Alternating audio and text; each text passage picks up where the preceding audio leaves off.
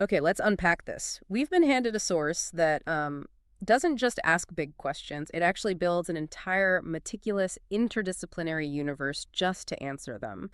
We are diving into selected excerpts, primarily chapter 20, from a book called The Legend Mind From Zero to Infinity. It's written by an author who goes by the moniker Legend. And this is not a casual read. The preface itself states that the book is an eye-opening journey. Hmm. It's driven by what the author SKR calls striking questions about existence and mind power. What makes this source material so compelling, and really why we're treating it like a deep dive, is its fundamental methodology. Right. It's not just a physics paper or like a philosophical treatise. Legend explicitly champions an interdisciplinary approach. I mean, he's not limiting himself to just one domain. Not at all. He's pulling from everywhere. He draws simultaneously from classical science, advanced mathematics, physics, but also religious texts, ancient numerology, and modern cosmology. It's the ultimate synthesis, isn't it? It feels like he's trying to fuse spiritual knowledge with this very hard numerical rigor. Precisely. And today we are zeroing in on Unit 2, which is called Legend Unique Questions. Specifically, we're hitting Chapter 20. This is really the heart of his entire cosmological system. The chapter is called The Parallel Universe, BEAD Theory. So what's our mission here? Our mission is essentially to analyze the architecture of his cosmos. We want to see how he takes something as spiritually profound as Hindu mythology and uses it as the foundational scaffolding for a concrete system of multiverses. We're talking specific numbers, orbits, dimensional calculations. It's like we're reading this like a director's commentary track on the greatest cosmic film ever made. I love that framing. And you can't start this deep dive without acknowledging the foundational visual he gives us. It's this third eye-opener illustration. It sets the entire tone. It really does. The core idea, which just permeates this whole chapter, is that the entire structure, the whole universe or multiverse, is shaped like a human eye. Which is instantly symbolic. It links the highest order of cosmic architecture to the most personal symbol of enlightenment and vision. Absolutely. That visual is crucial because it immediately connects the cosmic scale to a personal, spiritual understanding. It's basically saying the universe isn't just some cold, abstract geometry of space-time. Right. It's a structure defined by awareness, by perception. It signals to us, the reader, that every single number and every calculation we are about to discuss is rooted in a spiritual quest for wisdom. Yeah, it provides the narrative tension for the whole piece. We're dealing with hard math, but the inspiration is pure devotion. So let's start at the beginning of Chapter 20. He gives us a quick recap of the premise from an earlier section, Chapter 18, which introduced what he calls the eye theory. The eye theory. Yeah, that theory described a single universe as resembling a human eye. So a black center, the pupil, surrounded by a large white field. It's a beautifully simple dualistic image. It is a very powerful self-contained image. But then chapter 20 immediately takes that simple duality and just explodes it into complexity. It really does. The dialogue moves instantly from one single universe to the BEAD theory, which proposes this shocking total structure. We're not talking one universe, not a dozen, but a systematic count of 24 universes in total. That escalation of scale is the first big reveal. It's like a jump cut. It absolutely ramps up the magnitude. And what's critical is how these 24 universes are organized. They aren't just randomly distributed in space. No, they're all tied together into one magnificent single structure. He calls it the supreme structure. And here's where the mythology provides the blueprint. This supreme structure is literally modeled as a white color bead or mala. A sacred Hindu prayer garland. Exactly. This mala contains exactly 108 pearls or beads, and the source specifies that this entire object belongs to a supreme god or guru who, oversees the entire system. So the geometry of the entire cosmos is entirely dependent on the geometry of a spiritual object. That's the leap he makes. And why 108? Because in Hindu tradition, 108 is the canonical number of balls or pearls present in a mala. It's the number of perfection, of spiritual completion, and here it becomes the organizing principle for the entire multiverse. Wow, it means the universe is inherently ritualistic. So let's try and visualize these 24 universes within the mala. The source clarifies that while they are all tied together, they aren't identical. Right. They all retain that fundamental eye shaped like countless eyes watching, and they're all surrounded by a common color, white. That white, which we'll definitely discuss later, is the unifying element. But the distinction, the individuality of each universe is defined by its center. Exactly. The center of these 24 universes, where the black pupil would have been in the original eye theory, now contains multiple colors. It's the specific color of the center that gives each universe its identity, its laws, or perhaps its focus. It's like the Supreme Guru's mala is strung with 108 massive, perfect marbles, and each one of those marbles is a microcosm containing 28 uniquely colored eyes of existence. A perfect description. And we have to emphasize the author's personal commitment to this fusion of Oh, ideas. yeah, the dedication. The text includes a direct dedication to the Lord Shiva. Legend states he was inspired by the deity's lifestyle to live like him with zero attraction of the world. That devotion led him to live alone and pursue these curious questions that form the basis of the book. And this is more than just a footnote. I think it's an operational manual for the cosmology. It tells you that the entire system is built from a place of intense spiritual focus. He's attempting to derive the true mathematical blueprint of creation by adhering to a lifestyle of devotion. It grounds the whole process. Right. It's cosmology driven by the goal of moksha, or liberation, not just observation. That focus makes perfect sense. If you believe the universe is structured according to divine principle, then where do you look for the math? You look to the divine rituals and objects. Like the mala. To find the actual numbers, it's a logical leap if you accept the premise. Okay, so if the Supreme Guru's mala is the container, then the number 108 it's the architect's constant. This is the absolute, unquestioned universal multiplier used throughout the scaling calculation. Correct. And this is where the methodology truly gets audacious. The number 108 is used to scale everything up, from the Earth to the Sun to the solar system to the galaxy and finally to the single universe itself. And the justification is just because it's a sacred number. The justification, as we said, is entirely rooted in mythology. It represents the total number of pearls on the sacred mala. It's a numerical decree that must be obeyed at every single level of existence. Okay, let's unpack the calculation methodology because the source is incredibly precise. The whole 3024 universe structure hinges on the very first number chosen. The author has to select a foundational measurement for the scaling progression, and that starts with our Earth. And here's where we hit a fascinating, tiny little detail that speaks volumes about the author's rigor. The author explicitly rejects the Earth's present geoid-shaped diameter, which is measured at 12,756 kilometers. Right, he doesn't use that number. Instead, legend insists on using the diameter from the primordial time, when Earth was perfectly spherical. And that number is 12,755 kilometers. Wait, let's pause on that. A 1 kilometer difference.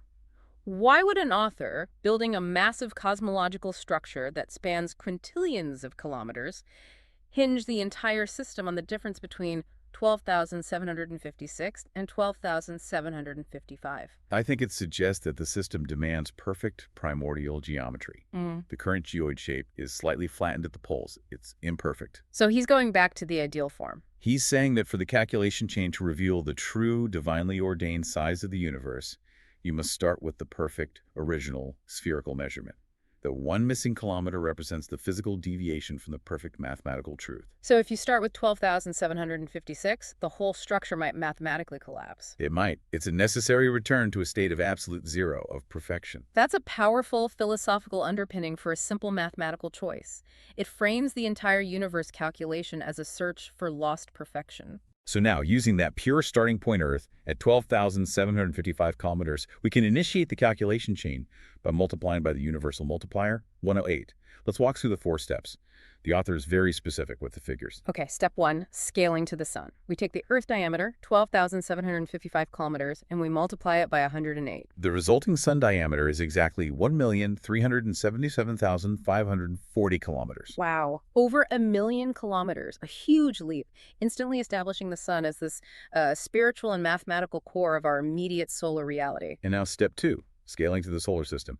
We use that calculated sun diameter as the new base, and we scale it up by 108 again. So 1,377,540 kilometers times 108. That equals the solar system diameter, 148,774,320 kilometers.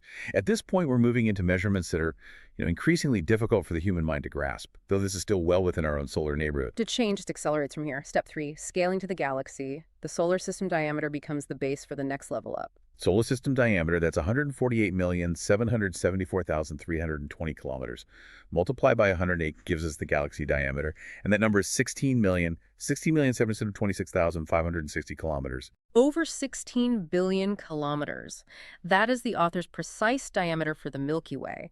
calculated purely by this sequential scaling. And now for the crescendo. Okay, here we go. Step 4, scaling to one universe. The diameter of the galaxy is scaled up by 108 one final time to define the diameter of a single universe within this grand structure. Galaxy diameter, 16 billion and change, multiplied by 108 equals the diameter of one universe.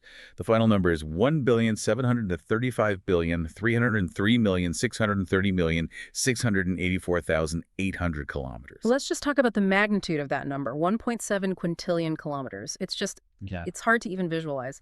For context, the modern astronomical measure for the diameter of the observable universe is roughly 93 billion light years. One light year is about 9.46 trillion kilometers. So if we do some rough comparison. It's colossal, but it's still significantly smaller than what cosmologists currently estimate for the full scope of our single observable universe. And that comparison is key. Yeah, absolutely. The author isn't trying to match contemporary astronomical measurements. That's not the goal.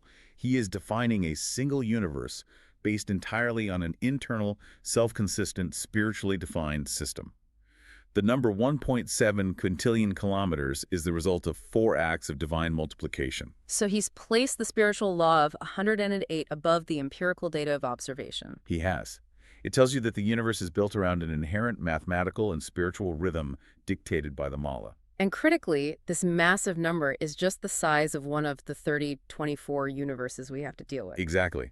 The sheer scale of the Supreme Guru's Mala, containing 3024 of these things, becomes mind-boggling. It solidifies the idea that the cosmos, as legend sees it, is fundamentally modular. It's repeating its geometry and its numerical significance, that 108 at every level of existence. So we now know the staggering size of a single eye-shaped universe. The next challenge for the author is explaining the grand structural architecture. How do 3024 of these colossal structures fit together? This is where the source turns to a very unexpected, highly relatable analogy to simplify the visualization. The Carom game. The Carom game, a board game. It's a clever move by the author. Using a game board and these closely packed circles, they translate an abstract, higher-dimensional concept into a physical, accessible setup. The Carom board setup demonstrates how multiple spherical objects can be arranged in concentric orbital layers while still being tightly linked. So describe that Carom setup for us, because it provides the structural template for the arrangement inside the individual bead. Okay, so on the board you have one red queen. That's the center point. It's surrounded by a first orbit of exactly 6 circles and then an outer second orbit of precisely 12 circles. Everything is packed tightly together. It's the definition of a sphere packing problem solved on a board game. That physical arrangement is the key. But then the theory pivots from the analogy to the reality of the bead theory. It does. The fundamental unit we're interested in is one marble ball, that is, one of the 108 pearls of the Supreme Guru's Mala. And this single marble ball is where the 3024 calculation begins, because it contains exactly 28 universes, 28 eyes. 28. So that's our new key number within the module of 108. If the marble ball holds 28 universes, the author then breaks down how they are arranged. And critically, these 28 aren't just physically orbiting, they're sorted into 3 distinct orbits defined by their metaphysical groupings. Yes. This isn't just about distance, it's about spiritual hierarchy. So this gives us the social and spiritual structure of the cosmos. It places every universe, including ours, into a designated category based on its likely purpose or nature. Exactly. The first orbit is the smallest, and you could say the most elevated. It's the God orbit. This orbit contains exactly 5 universes. These are presumably realms of perfection, creation, or absolute consciousness. Okay. Then we have the middle ground, the human orbit. This is where complexity and struggle reside, and it contains 9 universes. This is where our own universe will eventually be placed. And finally, the largest orbit, the one that immediately raises eyebrows, is the demon orbit. This orbit contains a staggering 14 universes. 14. So if we quickly check the source's internal logic, Let's do it. 5 for the God orbit, plus 9 for the human orbit, plus 14 for the demon orbit. that totals 28 universes, the precise number contained within one marble ball. The structure is mathematically rigorous, but wow, philosophically challenging. It is. I have to stop here. What does the author imply by a demon orbit? This isn't just a physical location like an asteroid belt. It implies a hierarchy of moral or spiritual development, or maybe realms governed by laws of physics that are intrinsically chaotic or antagonistic to the other two orbits. And the very fact that the Demon Orbit is the largest grouping half of the total universes suggests a deeply provocative view of the cosmic balance. It really does. It raises an essential question about the nature of the supreme structure. Is it fundamentally defined by struggle? If the forces we typically classify as chaotic or destructive occupy the largest numerical space, it suggests that the purpose of the mala and the guru's oversight might be less about harmony and more about managing the sheer scale of trial and challenge. That sets up a fascinating tension. Now we can complete the final count. We have the module of 28 universes, and we know there are 108 marble balls in the Supreme Guru's mala. Therefore, the grand cosmological count is 28 universes per bead, multiplied by 108 marble balls. Which confirms the absolute basis of the entire parallel universe structure, 3024 total universes. This specific number, derived from the ritual number 108 and the internal structural number 28, defines the limits of this cosmology. It's a closed, complete, systematic model. So as we establish, all 3024 universes share that eye shape and the unifying white background. The only thing that makes them different is the color of their center. And this is where the author introduces his specific system of color coding, which is linked directly to the fundamental digits 0 through 9. This is truly the most unique part of the source material. It turns arithmetic into aesthetics. The author presents a table, Table 19.1, which establishes the 10 base colors of the universes. It links them absolutely to the digits 0 through 9. This table is the key to decoding the entire 28-color spectrum. Let's detail these base associations because they are the raw ingredients for the entire chromatic multiverse. Okay, so digit 0 is designated as white. It stands outside the spectrum, representing the 0 point, the mother color. Got it. Then digits 1 through 7. Those encompass the 7 colors of the rainbow in their traditional order. So 1 is red, 2 is orange, 3 is yellow, 4 is blue, 5 is green, 6 is indigo, and 7 is violet. This grounds the system in observable light physics, but gives each color a numerical weight. Okay, what about 8? Digit 8 is assigned gray. And finally, digit 9 is designated as black. So there you have it. The first 9 universe colors are clearly defined by single digits, with white and black framing the rainbow. But remember, we need 28 distinct colors, one for each universe in the marble ball. So this requires the author's specific color mixing methodology. This is where the systematic approach really shines. The remaining universe colors, from the 10th position up to the 28th, are determined by adding or mixing the base colors according to the digits of their position number. It's a purely arithmetic color formula. It is. Let's walk through several examples to show you how this mathematical mixing works in practice. Okay, let's do it. So we need to find the color of the 10th universe. The number 10 is composed of the digits 1 and 0. Therefore, the 10th universe color is found by adding the color of digit 1, which is red, and the color of digit 0, which is white. Red plus white gives the result, pink. It's a derived mixed color. It indicates a universe that is a combination of two fundamental realities. Exactly. Next, consider the 11th universe. The number 11 is composed of 2 ones. So we add the first color red, and the first color again, red. Red plus red, that gives dark red. This suggests an intensification, a pure concentration of that foundational red reality. Now let's try the 12th universe. This uses the digits 1 and 2. We add the first color, red, and the second color, orange. Red plus orange gives the color red-orange. The logic holds perfectly. It demonstrates that this is a systematic fusion based on the positional number. Let's jump to a higher number to see how the system handles the inclusion of the non-rainbow colors, like gray and black. How about the 19th universe? The 19th position uses the digits 1 and 9. So we add the first color, red, and the 9th color, black. Red plus black results in reddish-brown. This suggests that universes numbered 19 and above are starting to be influenced by the heavy, dense, or perhaps grounding color of black. What about the 20th universe? Digits 2 and 0, that's the second color, orange, plus the 0th color, white. Orange plus white. That must give us a lighter shade of orange. The source describes it as golden or cream. That sounds like a universe defined by luminosity and warmth, perhaps a lighter variant of the human orbit. And finally, let's do the last universe in the marble ball, the 28th universe. The digits are 2 and 8. We add the second color, orange, and the 8th color, gray. Orange plus gray gives us the final color in the sequence, muted orange. By applying this arithmetic rule to all numbers from 10 up to 28, the entire 28-color cosmic palette is defined. It's a magnificent, self-contained rule system for aesthetic diversity. And here's where we identify our own place within this complex tapestry. Based on this chromatic catalog, the source explicitly defines the identity of the universe we inhabit, And our universe is designated as black in color. which, if we look back at Table 19.1, corresponds precisely to the ninth digit. Therefore, our universe holds the ninth position within the 28 universes of that specific marble ball. And if you recall the organizational structure, the three orbits, The human orbit, it contained exactly 9 universes. Our universe, the black ninth position universe, sits precisely at the outer edge of the human orbit. We are the last in line before the structure moves into the demon orbit. that is philosophically significant, isn't it?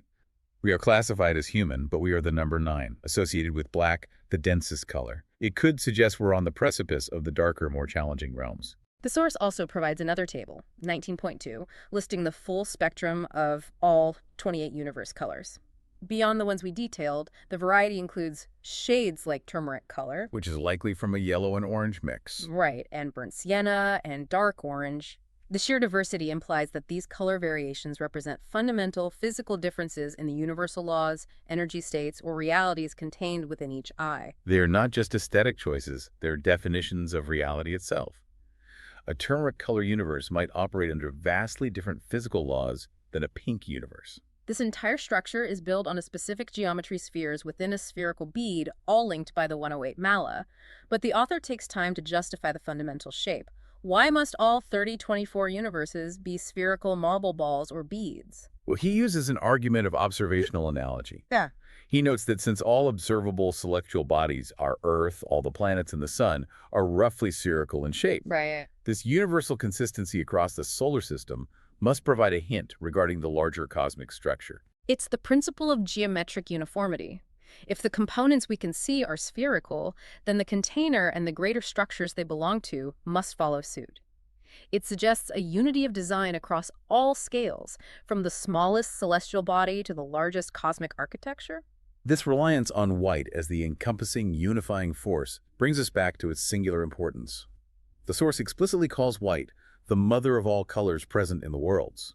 This defines its spiritual and physical role in the system. And it makes sense within the framework. White is the 0 point, digit 0. It's capable of splitting into the 7 rainbow colors, which anchor the physical spectrum, digits 1 through 7. And critically, white is the color we added to red to create pink, and to orange to create that golden or cream color. It acts as the foundational potential, the universal solvent from which all other complexity flows through mixing. It is the ultimate source of diversity. And the author masterfully connects this grand numerical cosmology back to a feature we see every day via the human connection. Human eye color. Human eye color. The source asserts that the variety of human eye colors we observe, blue, green, gray, brown, and black, is not merely a random genetic outcome. It's presented as a literal indicator, a physical manifestation of the variety of colors and shades of the 3024 universes present in the Supreme Guru's bead or mala. Wow. Think about the philosophical implication of that statement. It transforms a simple physical trait into a spiritual indicator. Your eye color becomes a literal window reflecting the cosmic color palette, perhaps even indicating the cosmic realm you are most connected to, or the nature of the reality you exist within. It elevates the discussion from abstract math to personal destiny. It suggests the structure of the universe is embedded in us, visible every time we look at ourselves or others. And finally, the author ties the entire numerical structure of 108 and 3024 back to the source of its inspiration, the cultural parallel of the ritual practice. This is the perfect synthesis that brings the entire argument full circle.